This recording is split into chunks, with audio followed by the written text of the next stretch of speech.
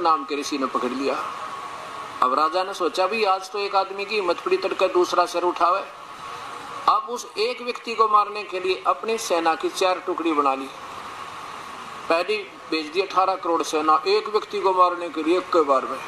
उधर से राजा उस ऋषि ने अपने सारे जीवन की सोम नाम की कमाई थे, ब्रह्म साधना, काल की साधना थे, अपना एटम बम बना दिए, 4 पुतली बना ली। एक पुतली छोड़ दी और 18 करोड़ सेना का कत्लेआम कर दिया।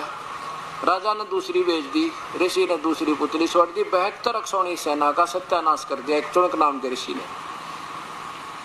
ये परमात्मा या बंदी छोड़ गरीबदास या कबीर साहब कहते हैं, 72 अक्षौणी खा गए वो चुनक ऋषिश्वर एक, ये दे धारे मौत फिर ये सभी काल के बेख। ओए होए, कहते 72 अक्षौणी खा गया वो चुनक ऋषिश्वर एक, जिसको ऋषियों में श्रेष्ठ मान्या करते इस काल के पुजारी ने, ब्रह्म के पुजारी। 72 अक्षौणी ने खा गया वो चुनक ऋषिश्वर, ऋषियों में श्रेष्ठ।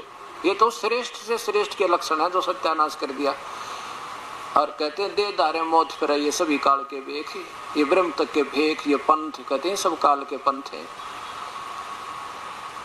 अब यहाँ विचार किया जाए। अब देखना गीता जी के 7वें अध्याय के 18वें श्लोक में ये लिखा है कि अर्जुन ये ज्ञानी आत्मा है तो उद्धार बेचारी, क्योंकि ये भगवान के लिए सिर भी सौंप दे, इनका टाल नहीं। पर ये मेरी, क्यों इनको पूर्ण संत नहीं मिला, ये मेरी ही घटिया साधना में व्यस्त रही, इनको पूर्ण परमात्मा का मार्ग नहीं मिला। अब देखो आपके सामने। अब ऐसे समझना इस पवित्र शास्त्र गीता को।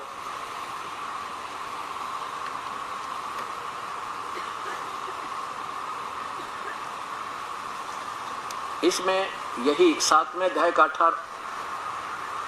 अब जिन्होंने गीता को पढ़ा है, गीता जी को, वो ये तो समझ गए होंगे, क्योंकि 16-17 में लिखा है कि मेरे भी 3 प्रकार के भक्ति, 4 प्रकार के भक्ति करते हैं।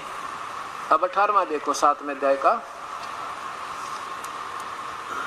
हिंदी इनकी कम समझ में आओगी, आप संस्कृत आसानी से समझोगे।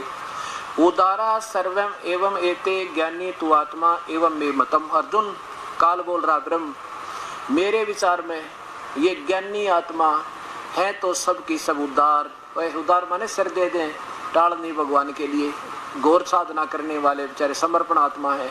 लेकिन आस्थित सही युक्त आत्मा, वो प्रभु में लीन आत्मा, युक्त आत्मा कहाँ आश्रित रही, आस्थित माने आश्रित रही, माम एवं अनुतमाम गतिम। ये मेरी ही घटिया साधना में लगी रही, क्योंकि इनको पूर्ण परमात्मा का मार्ग मिला नहीं। अनुतमाम माने घटिया, व्यर्थ, अति घटिया। ये देखो इन्होंने क्या अर्थ कर दिया, अनुतमाम माने अति उत्तम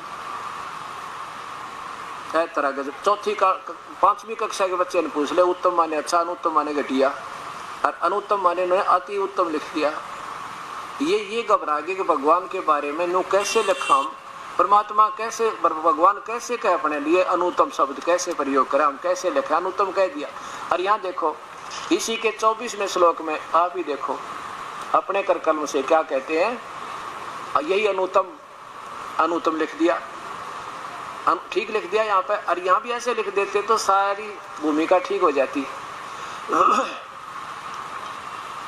कि वो मेरी ही मन बुद्धि वाले ज्ञानी आत्मा अनुत्तम गति स्वरूप मुझ में ही सती थे, घटिया मेरे में सती रहे हैं, क्योंकि उनको पूर्ण परमात्मा की भक्ति का ज्ञान नहीं हुआ।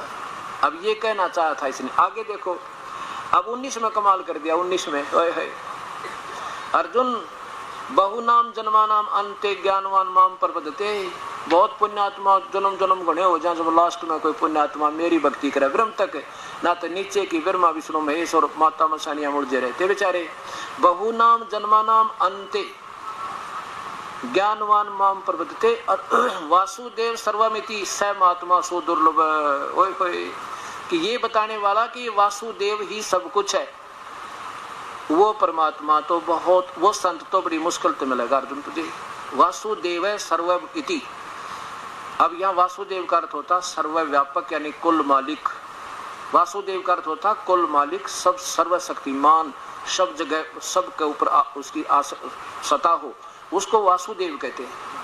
वासु माने सब जगह व्याप्त अर्थ उसकी सत्ता जब पर हो, और देव माने भगवान।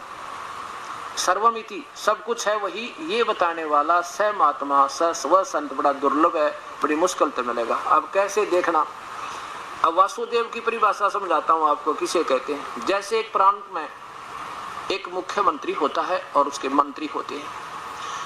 अब मंत्री अपने विभाग में व्यापक होता है पर सर्वव्यापक नहीं है, क्योंकि उसकी सत्ता उसकी प्रभुता उसके एक विभाग में है।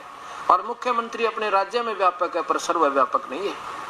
और प्रधानमंत्री अपने पूरे के पूरे राज्य सारे स्टेट में सारे इसमें राज्य में व्यापक है अपने देश में, और साथ में मंत्री के ऊपर प्रधानमंत्री पर भी व्यापक है और साथ में उस मंत्री के विभाग में भी व्यापक है। अब देखना, ये देखिएगा, अब वासुदेव नहीं है, ये वासुदेव पूर्ण परमात्मा पूर्ण ब्रह्म है, सारी सृष्टि का रचना वो वासुदेव है। अब ये है ब्रह्मा विष्णु और महेश, ये एक एक विभाग में स्वर्ग पृथ्वी और पाताल लोक में एक एक विभाग में व्यापक है। और ये काल अपने 21 ब्रह्मांडों में स्वयं मुख्यमंत्री का रोल करता है, इसलिए ये अपने केवल 21 ब्रह्मांडों में वासुदेव है। वासुदेव नहीं है, ये केवल 21 ब्रह्मांडों व्यापक है।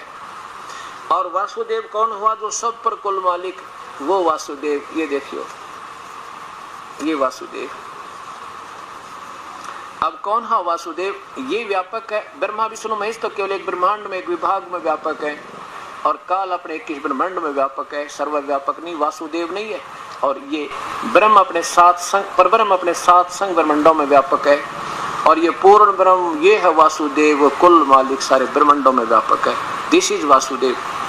अब ये बताता गीता जी में कि जो वासुदेव कहते हैं, कोई तो ब्रह्मांड गणा बड़ा बतावे, कोई मेरे तक सीमित हो गया, लेकिन वासुदेव सर्वमिति सहमात्मा सुदुर्लभ, ये व्याख्या करने वाला कि वो वासुदेव ही पूजा के योग है, वो सब कुछ है, सारी सृष्टि का रचनहार, और वो है ना, वो बताने वाला संत बड़ी मुश्किल से मिलेगा। अब देखना, इसके साथ 18वें अध्याय का 62वां श्लोक देखो। इसमें स्वयं भगवान कहता, गीता बोलने वाला कि अर्जुन उस परमात्मा की शरण में जा, उसकी कृपा से तू परम शांति और शाश्वत स्थान यानी सतलोक में चला जाएगा।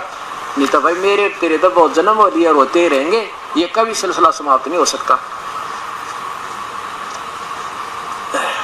18वें अध्याय का 62वां श्लोक।